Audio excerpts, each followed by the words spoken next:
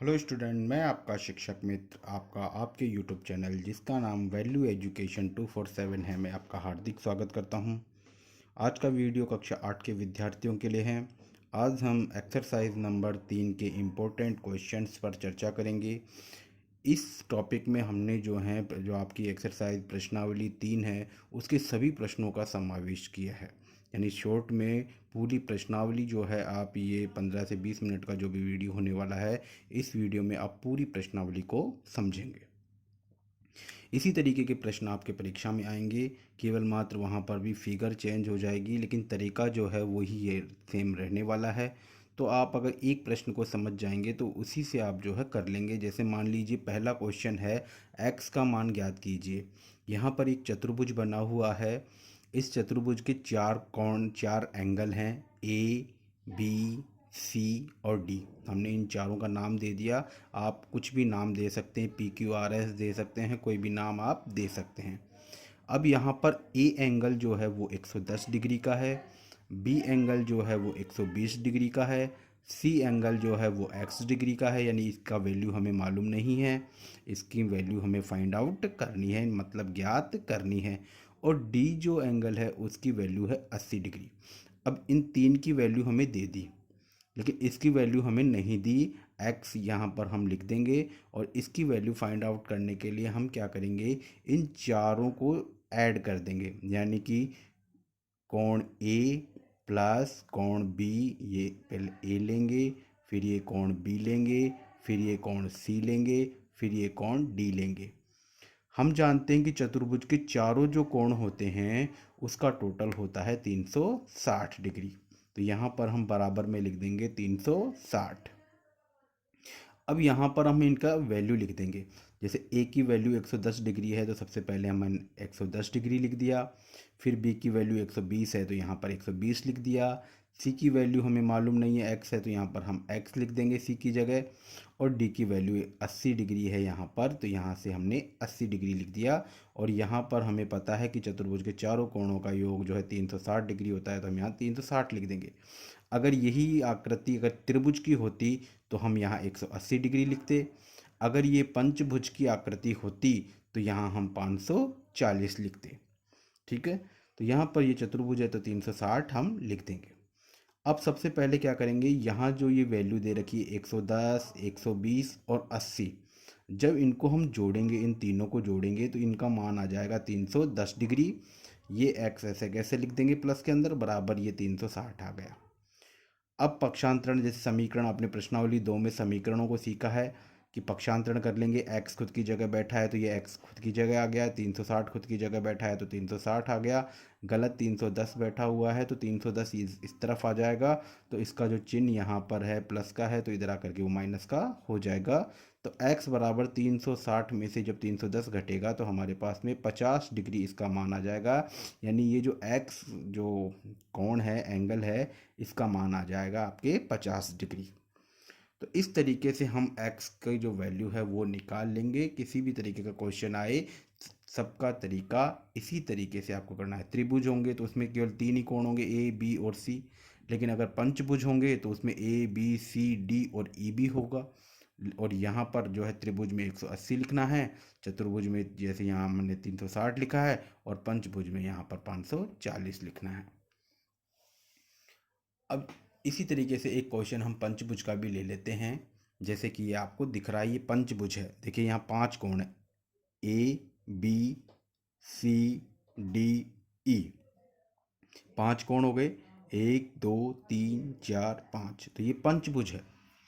तो जैसा कि पहले क्वेश्चन में किया था हमने, कोण ए प्लस कोण बी प्लस कोण सी प्लस कोण डी प्लस कोण ई, और वहाँ पर चतुर्भुज था तो 360 लिखा था, और यहाँ पंचभुज है तो हम लिखेंगे 540।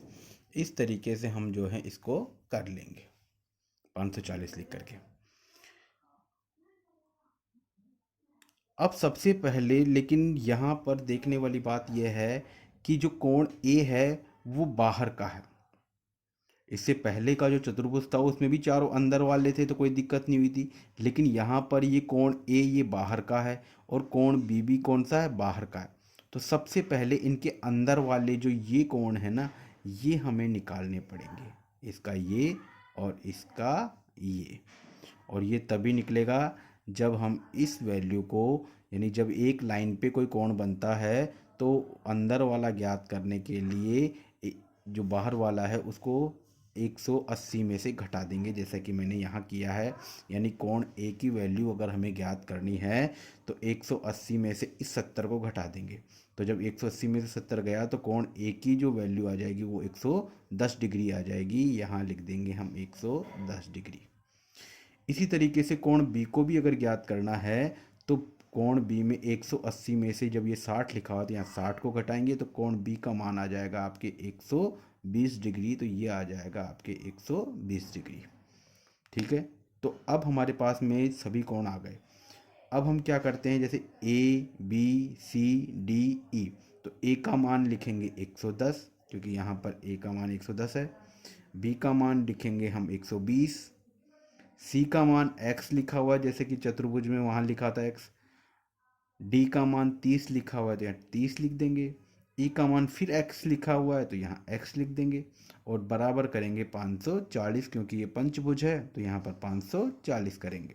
ठीक है, अब यहाँ पर x हो गए दो, एक x ये और एक x ये, तो x और x को जोड़ेंगे तो यहाँ 2x हो गया, प्लस इन तीनों फिगरों को भी जोड़ लेंगे, 110 को, 120 को और 30 को, तो यहाँ पर इसका मान आ जाएगा 260। जब इन तीनों को जोड़ेंगे तो बराबर ये यहाँ आ जाएगा 540। अब वही पक्षांतरण, 2x खुद की जगह बैठा है तो 2x बराबर ये 540 और ये 260 इधर आएगा तो ये प्लस का चिन्ह माइनस में हो जाएगा। 2x बराबर 540 में से 260 गया तो 280 हो जाएगा। x बराबर ये दो जो है, जब समीकरण मैंने आपको समझाए थे तो बताया था कि ये गुणा की संख्या हमेशा भाग में चली जाती है, ये नीचे बटे में चली जाएगी। 280 में जब हम 2 का भाग लगाएंगे तो हमारे पास में आ जाएगा 140, यानी कि ये कोण भी आ गया 140 और ये कोण भी आ गया हमारे 140। इस तरीके से हम जो है सभी का मान निकाल लेंगे।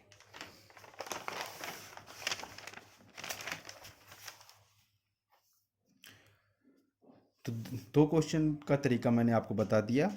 अब तीसरे तरीके का क्वेश्चन इस प्रश्नावली में किस तरीके का आ सकता है, किसी बहुभुज में बाह्य कोण का मान ज्ञात कीजिए यदि भुजा का मान निम्न हो। यानी कि उसने भुजा का मान हमें दे दिया, हमें बाह्य कोण का मान ज्ञात करना है। तो देखिए बाह्य कोण का सूत्र होता है 360 बटा भुजा। ये सूत्र हम याद रखेंगे कि बाह्य कोण निकालने का जो सूत्र होता है वो होता है 360 बटा भुजा। यहाँ 360 लिख दिया, भुजा का मान उसने हमें 8 दिया है तो नीचे 8 लिख देंगे। 360 में जब हम 8 का भाग लगाएंगे तो हमारे पास में 45 आ जाएगा, जिसमें ये कोण है तो यहाँ डिग्री लिख देंगे, यानी कि बाह्य कोण का मान आ गया हमारे 45 डिग्री। नेक्स्ट दूसरे क्वेश्चन में उसने अब हमें भुजा का मान 10 दिया है।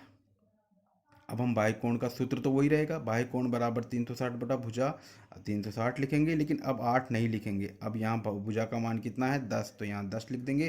360 में जब हम 10 का भाग देंगे तो हमारे पास में 36 डिग्री इसका उत्तर आ जाएगा। इस तरीके से जो है हम बाह्य कोण का मान निकाल लेंगे जब वो हमें भुजा का मान देता है। चलिए अब इसी में एक उल्टा क्वेश्चन आ गया, किसी बहुभुज में भुजाओं की संख्या ज्ञात करनी है। यानी अब हमें भुजाओं की संख्या ज्ञात करनी है। देखिए इससे पहले जो क्वेश्चन था उसमें भुजा का मान दिया था उसने और बाह्य कोण पूछा था। इसमें उसने हमें जो है भुजा का मान वो हमें पूछ रहा है और दे क्या दिया उसने, बाह्य कोण का मान दे दिया, मतलब जस्ट उसका उल्टा कर दिया। तो भुजाओं की संख्या का सूत्र हो गया हमारे पास में 360 बटा बाह्य कोण। यानी एक ही सूत्र है, अगर बाह्य कोण पूछे तो भुजा यहाँ आ जाएगी और भुजा पूछे तो बाह्य कोण यहाँ आ जाएगा।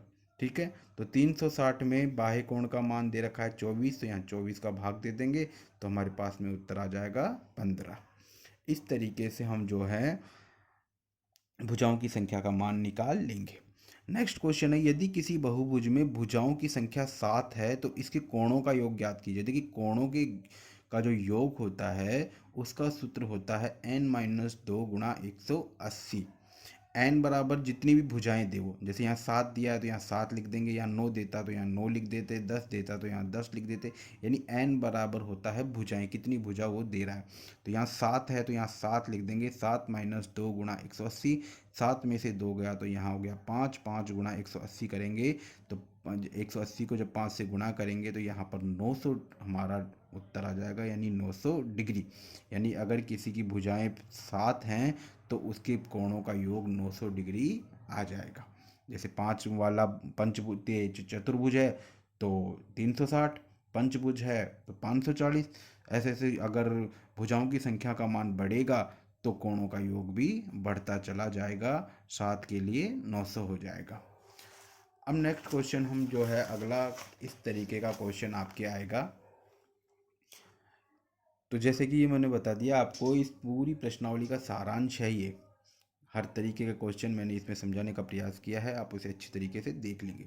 जैसे ये चित्र दे दिया, एक चतुर्भुज दे दिया ABCD। अब देखिए आमने साम हम जानते हैं चतुर्भुज ये एक सम चतुर्भुज या समांतर चतुर्भुज है। समांतर चतुर्भुज में हम जानते हैं आमने सामने की भुजाएं बराबर होती हैं। यानी कि जो AB भुजा है, ये वाली भुजा, ये बराबर होगी DC के। तो हम लिख देंगे AB भुजा बराबर DC।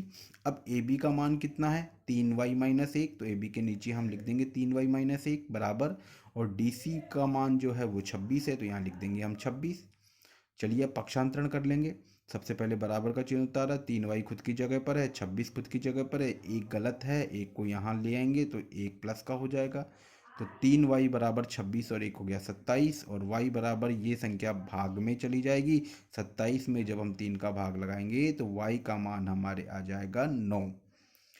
इसी प्रकार से ये भुजा इसके बराबर है, तो यहाँ पर जो है 3x का मान जो है वो बराबर होगा 18 के, और x बराबर ये 3 भाग में चला जाएगा। x बराबर 18 में जब 3 का भाग लगाएंगे तो हमारे पास में उत्तर आ जाएगा 6। तो इस तरीके से हम जो है x और y के मान निकाल लेंगे। नेक्स्ट क्वेश्चन है हमारा, इसी तरीके का क्वेश्चन है। देखिए इसमें यहाँ पर ये दो विकर्ण हैं, एक विकर्ण ये और एक विकर्ण ये, और ये इसका बीच का बिंदु होता है O, जिसको हम O कहते हैं। बीच के बिंदु का मतलब है इसने इस लाइन को, ये जो लाइन है, ये विकर्ण है, इसको दो भागों में बांट दिया।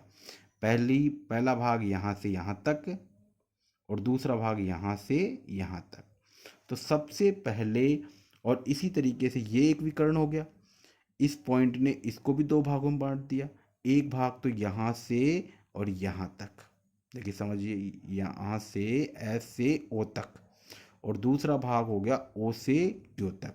तो सबसे पहले इसी से शुरू करना है। देखो शुरू कहाँ से करना है, जिसमें देखो इसमें x प्लस वाई दोनों अननोन है, यहाँ से शुरू नहीं करेंगे हम। जिसमें एक नोन है वहाँ से शुरू करेंगे। जैसे y प्लस 7, एक 7 दे दिया ना, तो इससे शुरू करना है। x और y दोनों ही पता नहीं है तो इससे शुरू नहीं करेंगे, ध्यान रखना ये बात। तो सबसे पहले हमने शुरू किया y प्लस 7 बराबर ये 20, क्योंकि ये जो भुजा है ये y प्लस 7 ये 20 के बराबर है। ठीक है, अब पक्षांतरण कर लेंगे। ये y खुद की जगह बैठा है, 20 खुद की जगह बैठा है, 7 गलत बैठा है, 7 इधर आ जाएगा तो ये प्लस का चिन्ह माइनस में बदल जाएगा। तो y बराबर हो जाएगा 20 में से 7 गया तो 13। चलिए y का मान हमने निकाल लिया 13। अब इसको करेंगे। देखिए ये दोनों बराबर है तो ये तो हो गया एक्स वाई। देखिए ओ और आर की वैल्यू कितनी है X plus Y. O P की वैल्यू कितनी है 16। अब यहाँ जो y है ये y, इसकी जगह हम ये 13 लिख देंगे क्योंकि y का मान हमने निकाला था 13। तो x प्लस वाई की जगह हमने लिख दिया 13 बराबर 16। तो x बराबर 16 और ये 13 इधर आ जाएगा, माइनस का हो जाएगा, तो x बराबर कितना आ जाएगा 3। इस तरीके से हम x और y की वैल्यू निकाल लेंगे। तो आशा करता हूँ कि इस वीडियो में जो भी मैंने प्रश्न आपको समझाए हैं बहुत ही सरल तरीके से मैंने आपको समझाए हैं और आपको जो है ये चीज़ें समझ में आ गई होंगी। तो इस चैनल को जो है इसी तरीके से अगर आगे की प्रश्नावली आप देखना चाहते हैं, सिंपल वे में देखना चाहते हैं, अच्छी तैयारी करना चाहते हैं, तो चैनल को सब्सक्राइब जरूर कर लें। प्रतिदिन के बेस पर एक वीडियो आएगा, उस वीडियो को ज़रूर देखें। धन्यवाद।